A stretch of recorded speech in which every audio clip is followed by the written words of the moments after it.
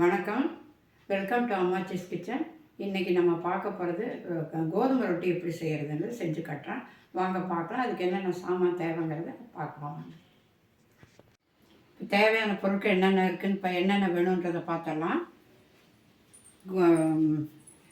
வெங்காயம், பச்சை மிளகாய், கொத்தமல்லி, கருவேப்பிலை, கோதுமை மாவு இதில் 2 டம்ளர் எடுத்து வச்சுருக்கோம். உப்பு, தண்ணி, தேவையான அளவு தண்ணி, அவ்வளோதாங்க. இப்போ எப்படி ரெடி பண்ணுறதுன்ற காட்டுறேன் வாங்க.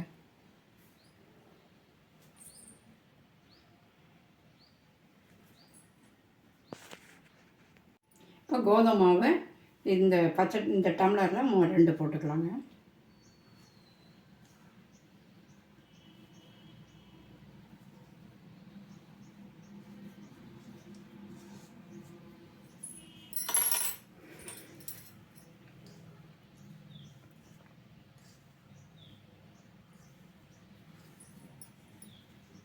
ரெண்டு டம்ளர் போட்டிருக்கோம்.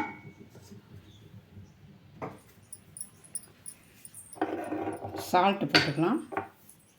இதுக்கு தேவையான அளவு சால்ட்டு. அப்புறம் மாவு கரைச்சிட்டு கூட உப்பு பார்த்துக்கலாம். வெங்காயம் பொடியாக நறுக்கின வெங்காயம், 2 வெங்காயம், பெரிய வெங்காயம் தான். சின்ன வெங்காயம் இதுக்கு தேவையில்லைங்க, பெரிய வெங்காயம் அதையும் இதில் போட்டுடலாம்.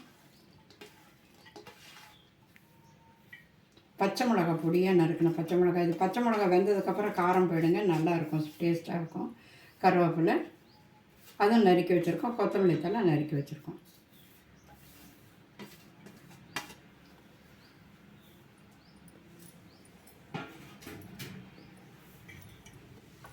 இப்போ தண்ணி ஊற்றி நல்லா பசையணும் மாவு.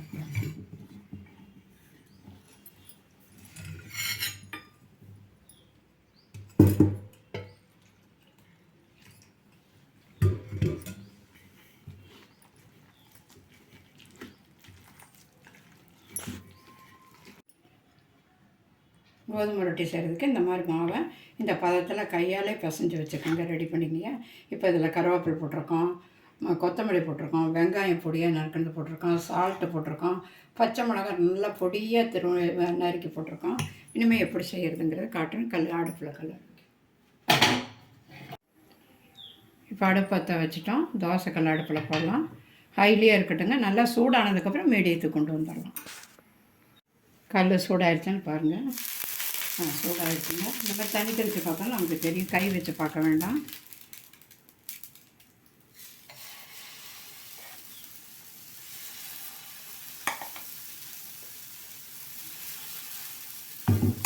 இந்த மாதிரி போட்டுட்டு கொஞ்சம் தண்ணி கையில் வச்சுட்டு இப்படி தட்டலாம்.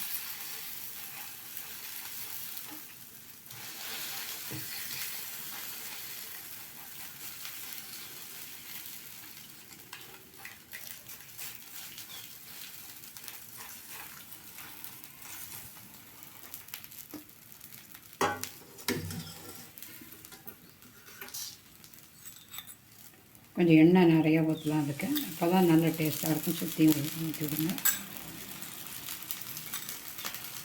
கொஞ்சம் மீடியத்தில் வச்சிடலாம். இப்போ கொஞ்சம் நிதானமாக வேகணும். ஏன்னா கோதுமை மாவாக இருக்கனால கொஞ்சம் நிதானமாக ஆகணும். மெதுவாக ஆகட்டும். இப்போ மீடியத்தில் தான் வச்சுருக்கிறேங்க. ஒரு பக்கம் வெந்திருக்கும், அடுத்த பக்கம் திருப்பிடலாம். இது நல்லா ஒரு 5 நிமிஷம் நல்லா வேகட்டும். ஏன்னா கோதுமை மாவாக இருக்க கொஞ்சம் லேட் ஆகும். அரிசி மாவு டக்குன்னு பொங்கிடும். இது கொஞ்சம் லேட் ஆகும். நல்லா அடுத்துக்கிறேன். ஒரு 5 நிமிஷம் ஆகட்டும். இப்போ பாருங்கள், வெந்துருச்சான்னு பார்க்கலாம். வெந்திருக்குங்க. நல்லா இப்படி அமுத்தி கொடுங்க. நல்லா இந்த பக்கமாக நல்லா வேகட்டும்.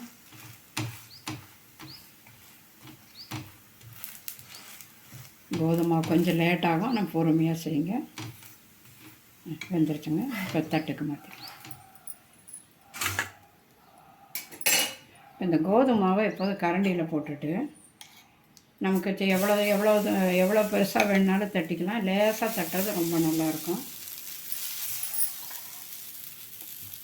தண்ணி வச்சுட்டு கையில் படாமல் தள்ளி விட்டுக்கணும், தட்டி விட்டுக்கணும்.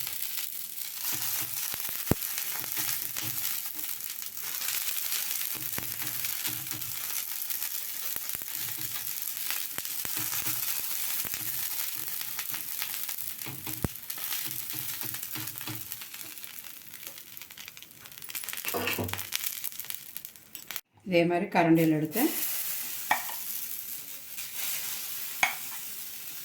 போட்டுங்க. அதுக்கப்புறம் இந்த தண்ணி வச்சு மெதுவாக அப்படியே விளக்கி தட்டி விடுங்க. எவ்வளோ சன்னமாக தட்டுறோமோ அவ்வளோக்கு சீக்கிரம் வேகும், நல்லாவும் இருக்கும். உள்ளே இருக்க வெங்காயம் எல்லாம் வேகும். இதில் குழந்தைங்களுக்கு கொடுக்கும்போது நீங்கள் வேணால் வரமிளகாய் தூள் கூட போட்டுக்கலாம், காரம் இல்லாமல். பச்சை மிளகாயும் வெந்துடும், இருந்தாலும் நல்ல காரம் குழந்தைங்களுக்கு தாங்காதுன்னா வரமிளகாய் தூள் போட்டுங்க.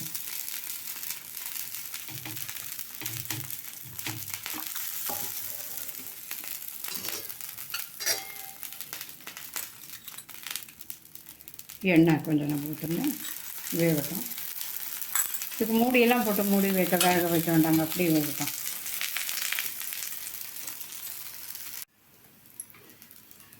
ஒரு பக்கத்தை வெந்திருக்கு, மறுபக்கம் திருப்பி போடலாம். இந்த மறுபக்கம் திருப்பாமல் நல்லபடியாக அழுத்தி கொடுங்க. அப்போ அழுத்தி கொடுத்தா அந்த சூடு வந்து நல்லா உள்ளே ஏறும்.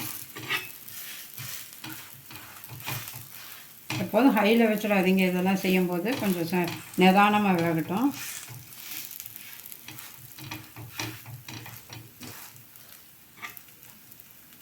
இதுக்கு தொட்டுக்க தேங்காய் சட்னி நல்லாயிருக்கும், நிலக்கடலை சட்னி நல்லாயிருக்கும், சாம்பார் நல்லாயிருக்கும், தக்காளி சட்னி நல்லாயிருக்கும். எது வேணாலும் வச்சுட்டு சாப்பிட்லாம், இல்லை வெறுமனே கூட சாப்பிட்லாங்க, நல்லாயிருக்கும்.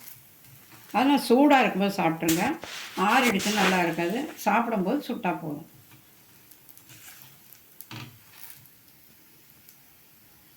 திருப்பி போடலாங்க. நல்லா வெந்திருக்கு பாருங்கள், நல்லா வெந்திருக்கு. இப்போ அடுப்பை ஆஃப் பண்ணிவிட்டு இதை எடுத்துடலாம். எடுத்து தட்டுக்கு மாற்றிடலாம். சூடாக சாப்பிட்ணுங்க, அப்போ தான் நல்லா டேஸ்ட்டாக தெரியும். நம்ம கோதுமை ரொட்டி ரெடி ஆகிடுச்சுங்க. இது செஞ்சு சாப்பிட்டு பாருங்கள், எப்படி இருக்குன்னு சொல்லுங்கள். குழந்தைங்களுக்கு செஞ்சு கொடுங்க, நீங்களும் சாப்பிடுங்க. எப்படி இருக்குன்னு சொல்லிவிட்டு பார்த்துட்டு செஞ்சு சாப்பிட்டு பார்த்து சப்ஸ்கிரைப் பண்ணுங்கள். நன்றி, வணக்கம்.